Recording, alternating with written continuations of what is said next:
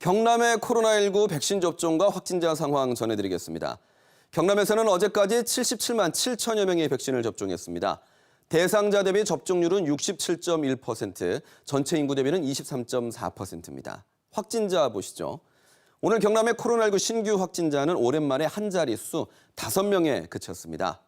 창녕에서는 외국인 식당 관련해 확진자 2명이 추가됐고, 김해에서는 기존 확진자의 접촉자 등 2명이 추가됐습니다.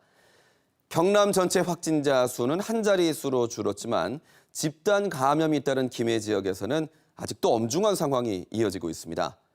경상남도가 마련한 거리두기 2단계 기준도 넘어섰는데요. 김해시는 거리두기 1.5단계를 유지하고 있습니다.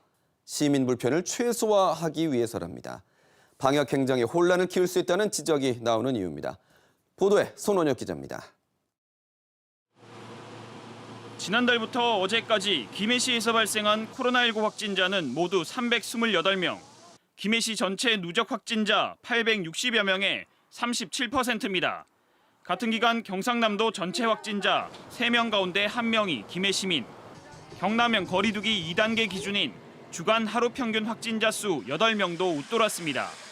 그런데도 김해시는 지난달 18일과 지난 4일에 걸친 경상남도의 2단계 상향 권고에도 1.5단계를 3주 연장하겠다고 공식 밝혔습니다. 시민 불편 최소화가 이유입니다. 단계 격상 규모를 넘었지만 나름대로 숨은 감염자를 찾기 위한 선제적 검사였기 때문에 그 부분은 우리가 집중 관리를 통해서 막을 수 있다 이렇게 판단하고. 경상남도가 지난 4월 신속한 대응을 위해 경남형 거리두기 기준을 발표했지만 따르지 않으면 방법이 없습니다.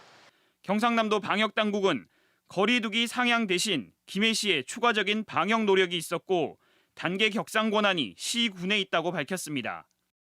방역적인 이유들을 우선 생각해야 되는데 이제 다른 것들을 생각하기 시작하면 거리두기나 이런 것들 상향도 어렵고 이제 하향은 더 쉬워지는 상황들이 언제나 발생을 하기 때문에 지역 상황과 방역 여건을 고려해 방역 수위를 조정하고 있는 광역자치단체는 경남과 전남, 경북, 강원 4곳.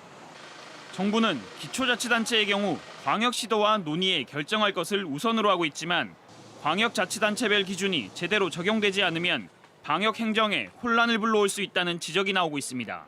KBS 뉴스 손원혁입니다.